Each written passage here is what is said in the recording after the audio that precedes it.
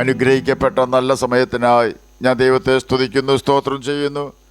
ദൈവവചനം ശ്രവിച്ചുകൊണ്ടിരിക്കുന്ന എല്ലാ ദൈവമക്കൾക്കും വീണ്ടും വരാമെന്ന് അരുളി ചെയ്തവനായ കർത്താവായ യേശു ക്രിസ്തുവിൻ്റെ ധന്യനാമത്തിൽ ഞാൻ എൻ്റെ സ്നേഹവന്ദനം അറിയിക്കുന്നു. ഇന്നത്തെ അല്പസമയത്തെ ചിന്തയ്ക്കായി 2 ദിനവൃത്താന്തം 16-ാം അധ്യായം 9-ാം വാക്യം നമുക്ക് വായിക്കാം. യഹോവയുടെ കണ്ണ് തങ്കിൽ ഏകാഗ്രചിത്രന്മാരായിരിക്കുന്നവർക്ക് വേണ്ടി തന്നെത്താൻ ബലവാനെന്ന് കാണിക്കേണ്ടതിന് ഭൂമിയിലെല്ലായിടവും ഊടാടിക്കൊണ്ടിരിക്കുന്നു. അനുഗ്രഹിക്കപ്പെട്ട ഒരു വേദവാക്യമാണ് നാം കേട്ടത്. ഈ ന്യായപ്രമാണ പുസ്തകത്തിലുള്ളത് നിൻ്റെ വായിൽ നിന്ന് നീങ്ങിപ്പോകരുത്, അതിൽ എഴുതിയിരിക്കുന്നത് പോലെയൊക്കെയും പ്രമാണിച്ചു നടക്കേണ്ടതിന് നീ രാവും പകലും അത് ധ്യാനിച്ചു കൊണ്ടിരിക്കണം. എന്നാൽ നിൻ്റെ പ്രവൃത്തി സാധിക്കും, നീ കൃതാർത്ഥനായും ഇരിക്കും എന്നാണ് യഹോവയായ ദൈവം യോശുവയോട് യോശുവ 1-ാം അധ്യായം 8-ാം വാക്യത്തിൽ കൂടി അരുളി ചെയ്തിരിക്കുന്നത്. കർത്താവ് യോശുവയോട് പറഞ്ഞതുപോലെ തന്നെയാണ് കാലാകാലങ്ങളായി ഇസ്രയേൽ രാജാക്കന്മാരോടും ജനത്തോടും നമ്മോടും അരുളി ചെയ്യുന്നത്. അനേകം ഇസ്രയേൽ രാജാക്കന്മാർ അത് അനുസരിക്കാതെ ജീവിച്ചു. ഒടുക്കം ബൈബിളിൽ അവരെക്കുറിച്ച് രേഖപ്പെടുത്തിയിരിക്കുന്നത് അവരുടെ ഹൃദയം ദൈവസന്നിധിയിൽ ഏകാഗ്രമായിരുന്നില്ല എന്നാണ്. ഈ പ്രസ്താവന ഏതെല്ലാം രാജാക്കന്മാരെക്കുറിച്ച് രേഖപ്പെടുത്തിയിട്ടുണ്ടോ അവരുടെ ഭരണകാലത്ത് അവർ യഹോവയ്ക്ക് അനിഷ്ടമായുള്ളത് ചെയ്തു എന്നാണ് ബൈബിളിൽ രേഖപ്പെടുത്തിയിരിക്കുന്നത്. ചുരുക്കി പറഞ്ഞാൽ ബൈബിൾ വായിക്കുകയോ അതിന് പ്രകാരം ജീവിക്കുകയോ ചെയ്യാത്ത രാജാക്കന്മാർ വലിയ കഷ്ടത്തിൽ അകപ്പെട്ടിട്ടുണ്ട്. ശത്രുക്കളാൽ അവർ പീഡിപ്പിക്കപ്പെട്ടിട്ടുണ്ട്. എന്നാൽ യോശുവ 1-ാം അധ്യായം 8-ാം വാക്യത്തിൽ രേഖപ്പെടുത്തിയിരിക്കുന്നത് പോലെ ദൈവത്തിൻ്റെ ന്യായപ്രമാണം വായിക്കുകയും അതിൽ എഴുതിയിരിക്കുന്നത് പോലെ ദൈവത്തെ അനുസരിച്ച് ജീവിക്കുകയും ചെയ്തുകൊണ്ട് ദൈവത്തെ പ്രസാദിപ്പിക്കുന്ന ബുദ്ധിമാന്മാർക്ക് വേണ്ടി, അങ്ങനെയുള്ള വ്യക്തികളെ സഹായിക്കുവാനും രക്ഷിക്കുവാനും വേണ്ടി യഹോവ ജാഗ്രതയോടെ തൻ്റെ ഭക്തന്മാരെ നോക്കിക്കൊണ്ടിരിക്കുന്നുവെന്നാണ് 2 ദിനവൃത്താന്ത പുസ്തകം 16-ാം അധ്യായം 9-ാം വാക്യത്തിൽ രേഖപ്പെടുത്തിയിരിക്കുന്ന വാക്യം കൊണ്ട് അർത്ഥമാക്കുന്നത്. 1-ാം സങ്കീർത്തനം 6-ാം വാക്യത്തിൽ യഹോവ നീതിമാന്മാരുടെ വഴി അറിയുന്നു എന്ന വാക്യം NIV ഇംഗ്ലീഷ് വേർഷനിൽ God watches over the way of riches എന്നാണ് രേഖപ്പെടുത്തിയിരിക്കുന്നത് എന്ന് നമുക്കറിയാമല്ലോ. ദൈവം പറഞ്ഞ വഴിയിൽ കൂടി നടക്കുന്ന വ്യക്തികൾക്ക്, അഥവാ ചെയ്യരുതെന്ന് പറഞ്ഞിട്ടുള്ള കാര്യങ്ങൾ ചെയ്യാതെയും ചെയ്യണമെന്ന് പറഞ്ഞിട്ടുള്ള കാര്യങ്ങൾ ചെയ്തും കൊണ്ട് ദൈവകൽപ്പനകൾ അനുസരിച്ച് ജീവിക്കുന്ന വ്യക്തികൾക്ക് 100% സംരക്ഷണം ദൈവം ഒരുക്കിയിട്ടുണ്ട് എന്ന് സാരം. 2 വയസ്സുള്ള ഒരു കുഞ്ഞ് ഒരു ലോറിക്ക് മാത്രം പോകുവാൻ വീതിയുള്ള ഇടറോഡിൽ കൂടി 1 ലിറ്റർ പാക്കറ്റ് പാൽ മേടിച്ചു കൊണ്ട് വരുന്നത് ഒരു ദിവസം ഞാൻ കണ്ടു. ആ വഴിയിൽ കൂടി ധാരാളം വാഹനങ്ങൾ പോകാറുണ്ട്. അങ്ങനെയുള്ള ഒരു വഴിയാണത്. നായ്ക്കളും ആ വഴിയെ ഓടി നടക്കാറുണ്ട്. 1 കിലോ പാലേ ഉള്ളൂ എങ്കിലും ആ ആൺകുട്ടിക്ക് അത് വലിയ ഭാരമാണ്. അവൻ വളരെ പ്രയാസപ്പെട്ടാണ് നടക്കുന്നത്. അത് കണ്ടപ്പോൾ എനിക്ക് ആ കുഞ്ഞിൻ്റെ മാതാപിതാക്കളോട് ദേഷ്യം തോന്നി. ഞാൻ ആ കുഞ്ഞിന് സംരക്ഷണം കൊടുക്കുവാൻ തയ്യാറായി. യാദൃശ്ചികമായി എൻ്റെ ശ്രദ്ധ റോഡിൻ്റെ 2 അറ്റത്തുമായി നിലയുറപ്പിച്ച ഒരു പുരുഷൻ്റെയും ഒരു സ്ത്രീയുടെയും മേൽ പതിഞ്ഞു. അത് ആ കുഞ്ഞിൻ്റെ മാതാപിതാക്കൾ ആയിരുന്നു. ഇത് കണ്ടപ്പോൾ എനിക്ക് അവരോട് ബഹുമാനം തോന്നി. ആ കുഞ്ഞിന് അപകടം വരാത്ത നിലയിൽ ആ കുഞ്ഞിൽ തന്നെയായിരുന്നു ഇരുവരുടെയും കണ്ണുകൾ. ആ കുഞ്ഞിനൊരു പ്രതിസന്ധി വന്നാൽ ആ കുട്ടിയെ അറിയുന്നതിന് മുമ്പേ തന്നെ അവൻ്റെ മാതാവും പിതാവും അതിന് പരിഹാരം വരുത്തിയിരിക്കും. അങ്ങനെയെങ്കിൽ നമുക്ക് വേണ്ടി തകർക്കപ്പെട്ട കർത്താവിന് നമ്മെക്കുറിച്ച് എത്രമാത്രം ഉത്തരവാദിത്വം ഉണ്ടെന്നുള്ള യാഥാർത്ഥ്യം നാം മനസ്സിലാക്കണം. തൻ്റെ വചനം അനുസരിച്ച് ജീവിക്കുന്ന തൻ്റെ മക്കളെ തന്നെ യഹോവ നോക്കിക്കൊണ്ടിരിക്കുന്നു എന്നാണ് 2 ദിനവൃത്താന്ത പുസ്തകം 16-ാം അധ്യായം 9-ാം വാക്യത്തിൽ കൂടി കർത്താവ് നമുക്ക് തരുന്ന വാഗ്ദാനം. അതെന്തിനു വേണ്ടിയാണെന്ന് ചോദിച്ചാൽ, ക്ഷാമത്തിൽ നിന്നും അവരെ ജീവനോടെ പാലിക്കുവാനും രോഗത്തിൽ നിന്നും അവരെ സൗഖ്യമാക്കുവാനും സാത്താൻ്റെ കയ്യിൽ നിന്നും രക്ഷിക്കുവാനും വേണ്ടിയാണ്.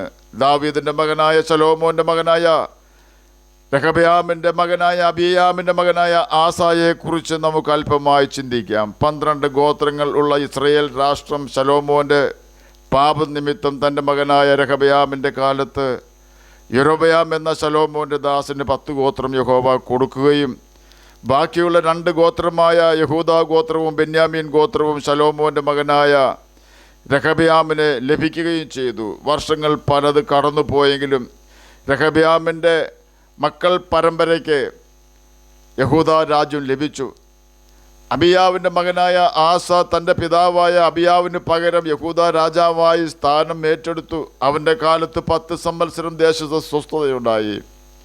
ആസ തൻ്റെ ദൈവമായ യഹോവയ്ക്ക് പ്രസാദവും ഹിതവുമായുള്ളത് ചെയ്തു. അവൻ അന്യദേവന്മാരുടെ ബലിപീഠങ്ങളും പൂജാഗിരികളും നീക്കിക്കളഞ്ഞു. സ്തംഭവിഗ്രഹങ്ങൾ ഉടച്ച അശേരാ പ്രതിഷ്ഠകളെ വെട്ടിക്കളഞ്ഞു.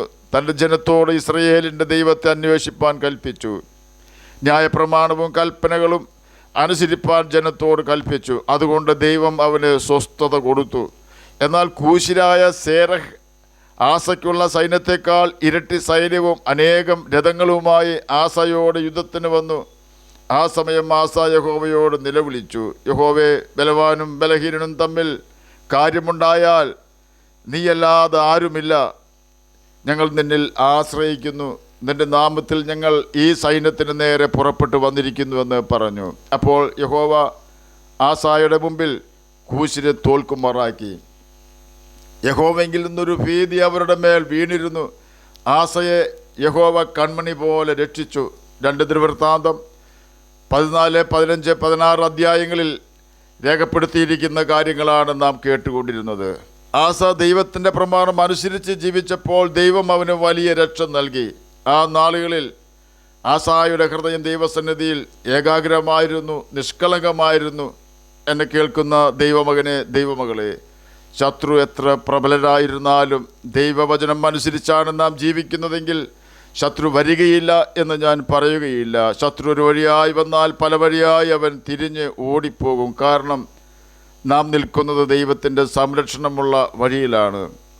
ദൈവവചനം അനുസരിച്ചും കൊണ്ട് ദൈവത്തിൻ്റെ സംരക്ഷണമുള്ള വഴിയിലാണ് നാം നിൽക്കുന്നത് എന്ന് ഉറപ്പുവരുത്തണമെന്ന് മാത്രം. ഒദേദിൻ്റെ മകനായ അസര്യാവിൻ്റെ മേൽ ദൈവത്തിൻ്റെ ആത്മാവ് വന്നു. ദൈവാത്മാവ് ആസയോടും തൻ്റെ ജനത്തോടും പറഞ്ഞത് എന്തെന്നാൽ, നിങ്ങൾ യഹോവയോട് കൂടെ ഇരിക്കുന്നിടത്തോളം അവൻ നിങ്ങളോടുകൂടെ ഇരിക്കും. അവനെ ഉപേക്ഷിക്കുന്നുവെങ്കിലോ അവൻ നിങ്ങളെയും ഉപേക്ഷിക്കും. വർഷങ്ങൾ പലത് വീണ്ടും കഴിഞ്ഞു. മുൻപെന്ന പോലെ വീണ്ടും ആസയ്ക്കൊരു പ്രശ്നം നേരിട്ടു.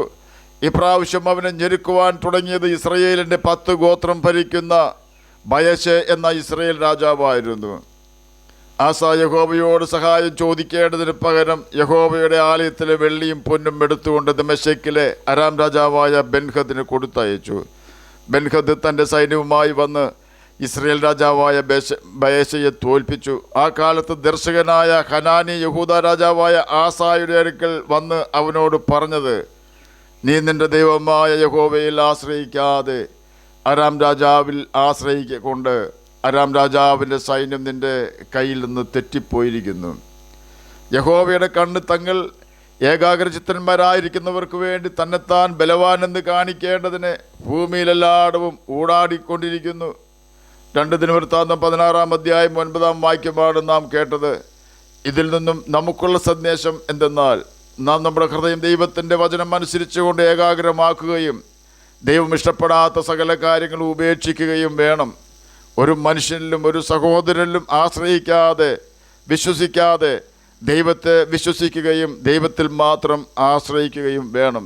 പ്രതിസന്ധി വരുമ്പോൾ ദൈവമാണ് പ്രതിസന്ധി വരുത്തുന്നതെന്ന് ചിന്തിച്ച് ദൈവത്തിനെതിരെ പിറുപിറുക്കാതെ ദൈവത്തോട് കൂടുതൽ അടുക്കുവാൻ തക്കവണ്ണം ദൈവവചനം കൂടുതൽ വായിക്കുകയും അനുസരിക്കുകയും ചെയ്യണം. എന്നാൽ സമാധാനത്തിൻ്റെ ദൈവം നമ്മോടുകൂടെ വസിക്കും. ദൈവം നമ്മോടുകൂടെ വസിച്ചാൽ സാത്താൻ കൊണ്ടുവരുന്ന ഒരു പ്രതിസന്ധിയും നമുക്ക് സാത്താൻ കൊണ്ടുവരുന്ന ഒരു പ്രതിസന്ധിയിലും നമുക്ക് തോൽവി ഭവിക്കുകയില്ല. കാരണം ഇസ്രായേൽ മക്കൾക്ക് വേണ്ടി യുദ്ധം ചെയ്യുന്ന യഹോവ അഥവാ കർത്താവായ യേശു ക്രിസ്തു നമുക്ക് വേണ്ടിയും യുദ്ധം ചെയ്യും. വിജയം നമുക്ക് നേടിത്തരികയും ചെയ്യും. അങ്ങനെ നാം അനുദിന ജീവിതത്തിൽ ദൈവത്തോടു കൂടെ നടന്ന് സകല പരീക്ഷകളിലും ജയം പ്രാപിച്ചാൽ യേശു ജയിക്കുന്നവർക്ക് നൽകുന്ന ജീവകിരീടം നമുക്കും പ്രാപിക്കുവാനും ദൈവമക്കൾ എന്ന പദവി നിലനിർത്തുവാനും പുത്രനോടൊപ്പം അവകാശം പ്രാപിക്കുവാനും നമുക്ക് ഇടവരും. ദൈവമായ കർത്താവ് അതിന് നമ്മെ സഹായിക്കുവാൻ തക്കവണ്ണം ദൈവത്തിൻ്റെ കൽപ്പനകൾ പ്രമാണിച്ച് നമുക്ക് നിത്യജീവന അവകാശികളായി തീരാം. അതിന് കർത്താവ് നമ്മെ സഹായിക്കട്ടെ എന്ന് പ്രാർത്ഥിച്ചുകൊണ്ട് ഞാൻ എൻ്റെ വാക്കുകളിൽ നിന്ന് വിരമിക്കുന്നു. നമുക്ക് പ്രാർത്ഥിക്കാം. ഞങ്ങളെ സ്നേഹിക്കുന്ന സ്വർഗീയ പിതാവേ, നല്ല വചനത്തിനായി അങ്ങയെ സ്തുതിക്കുന്നു, സ്തോത്രം ചെയ്യുന്നു. എന്നെ കേൾക്കുന്ന ഏതെങ്കിലും പ്രിയപ്പെട്ടവർ സമാധാനമില്ലാതെ ആയിരിക്കുന്നുവെങ്കിൽ അങ്ങ് അവർക്ക് സമാധാനം കൊടുക്കണമേ. ജോലിയില്ലാത്തവർക്ക് ജോലി കൊടുക്കണമേ. പഠിക്കുന്ന കുഞ്ഞുങ്ങൾക്ക് പഠിക്കുവാനുള്ള ബുദ്ധിയും ജ്ഞാനവും ഓർമ്മശക്തിയും കൊടുക്കണമേ. അങ്ങയുടെ വചനം പ്രമാണിച്ചുകൊണ്ട് നിത്യജീവനാവകാശികളായി തീരുവാൻ അടിയുടെയും അടിയനെ കേൾക്കുന്ന അങ്ങയുടെ മക്കളെയും സഹായിക്കണമേ. പ്രാർത്ഥന കേട്ടതിനായി സ്തോത്രം. യേശുവിൻ്റെ നാമത്തിൽ തന്നെ ആമേൻ.